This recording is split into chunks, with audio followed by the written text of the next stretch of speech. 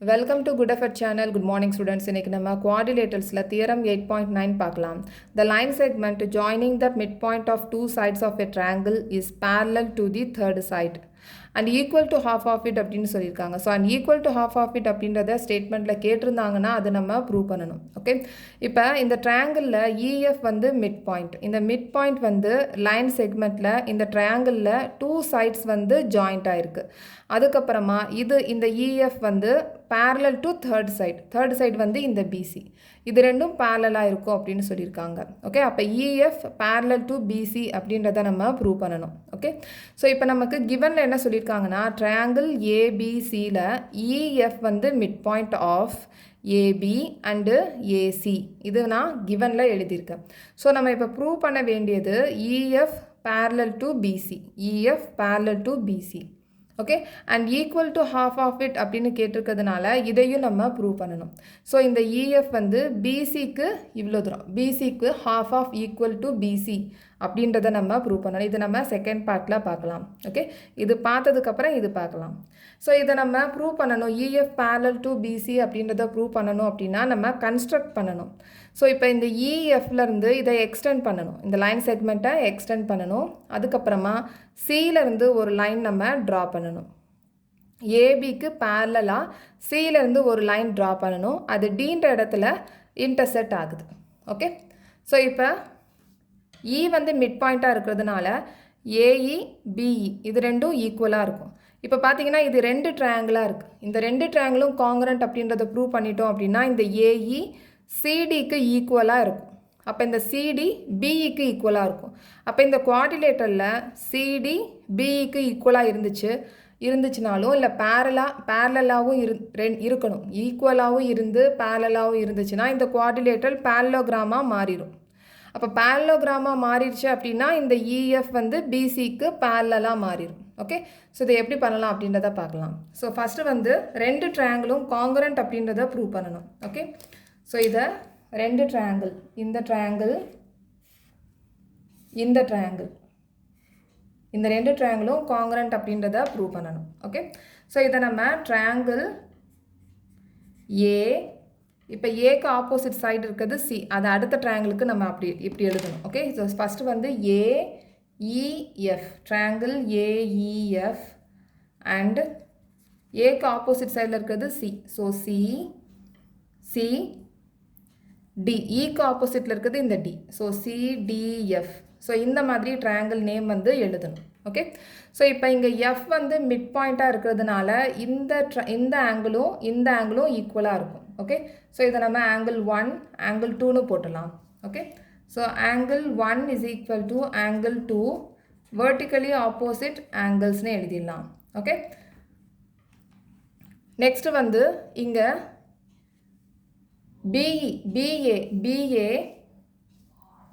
BA parallel to CD, BA parallel to CD. AC வந்து டிரான்ஸ்வர்சலாக இருக்கும். AC is transversal. அப்போ இந்த ஆங்கிளும் ஈக்குவலாக இருக்கும். இதை நம்ம ஆங்கிள் 3 ஆங்கிள் 4ன்னு எழுதிடலாம். So angle 3 is equal to angle 4. இதை ப்ராக்கெட்டில் ஆல்டர்னேட் இன்டீரியர் ஆங்கிள்ஸ்னு எழுதிடலாம். ஓகே, ஸோ நெக்ஸ்ட் வந்து இந்த AF இந்த CFக்கு ஈக்குவலாக இருக்கும். AF CFக்கு ஈக்குவலாக இருக்கும். ஏன்னா இங்கே F வந்து மிட் பாயிண்ட்டாக இருக்குது. ஓகே, ஸோ இங்கே F வந்து மிட் பாயிண்ட்டாக இருக்கிறது நமக்கு கிவனில் கொடுத்துருக்காங்க. மிட் பாயிண்ட் EF அப்படின்றது மிட் பாயிண்ட் கொடுத்துருக்காங்க. ஸோ அதனால் இந்த AFும் CFும் ஈக்குவல். ஓகே, ஸோ இப்போ AF is equal to CF. So ப்ராக்கெட்டில் F இஸ் தி மிட் பாயிண்ட்னு எழுதிடலாம்.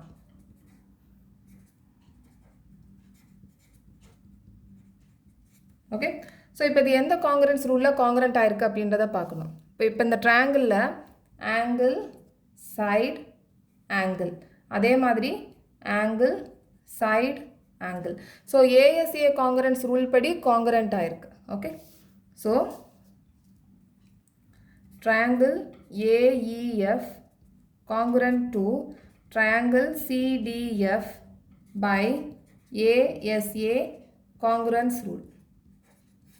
Okay, ஸோ இது காங்கிரன்ஸ் ரூல் இது வந்து ஏஎஸ்ஏ காங்கிரன்ஸ் ரூல் படி காங்கிரண்ட் ஆயிருக்கிறதுனால இந்த இஎஃப் இந்த இஎஃப்பும் இந்த எஃப்டி இது ரெண்டும் ஈக்குவலாக இருக்கும். Okay, CPCT. ஸோ அதே மாதிரி இந்த ஏஇ சிடி இது ரெண்டும் ஈக்குவலாக இருக்கும். இது ரெண்டும் சிபிசிடி. ஓகே, ஸோ இப்போ EF is equal to EF is equal to FD. Okay, இதை நம்ம ப்ராக்கெட்டில் சிபிசிடின்னு போட்டுடலாம். அதே மாதிரி AE is equal to CD. AE is equal to CD. So இதையும் நம்ம சிபிசிடின்னு போட்டுடலாம். ஓகே, ஸோ இப்போ EF is equal to FD. இதை நம்ம ஈக்குவேஷன் நம்பர் 1 போட்டலாம். Equation number 1. அதே மாதிரி A E is equal to C D, இது ஈக்குவேஷன் நம்பர் 2. ஓகே, ஸோ இப்போ பார்த்தீங்கன்னா இந்த பிஇ இந்த C D is equal to A E, இந்த சிடியும் ஏஇயும் ஈக்குவலாக இருக்குது. Okay, C D is equal to AE, equation number 2. So இப்போ பார்த்தீங்கன்னா இப்போ இந்த ஏஇ பிஇக்கு ஈக்குவலாக இருக்குது. ஏஇ பிஇக்கு ஈக்குவலாக இருக்குது. இது given. AE is equal to BE, இது கிவன். ஓகே, ஸோ இப்போ நம்ம AE is equal to CD அப்படின்றத நம்ம ப்ரூவ் பண்ணியாச்சு. Okay, so AE is equal to CD, AE is equal to CD. So இப்போ லெஃப்ட் ஹேண்ட் சைடு வந்து ஈக்குவலாக இருக்கிறதுனால இந்த BE is equal to CD இங்கே வந்து ஈக்குவலாக இருக்கும். லெஃப்ட் ஹேண்ட் சைடு வந்து ஈக்குவலாக இருக்கிறதுனால ரைட் ஹேண்ட் சைடும் ஈக்குவலாக இருக்கும். So BE is equal to CD. Okay, and BE parallel to CD, BE parallel to CD. Okay, so இப்போ வந்து ஒரு குவாடிலேட்டரில் ஒரே ஒரு பேர் மட்டும் ஈக்குவலாகவும் இல்லை பேரலாகவும் இருந்துச்சு அப்படின்னா, ஈக்குவல் அண்டு பேரலாகவும் இருந்துச்சுன்னா அது பேரலோகிராம். ஓகே, ஸோ இப்போ நம்ம ப்ராக்கெட்டில் one pair of opposite side is equal and parallel எழுதிடலாம். ஓகே, ஸோ அதனால் பிசிடிஇ, ஸோ அதனால் இந்த பிசிடிஇ வந்து பேரலோகிராமாக மாறிடும். Okay, so B C D E is a parallelogram.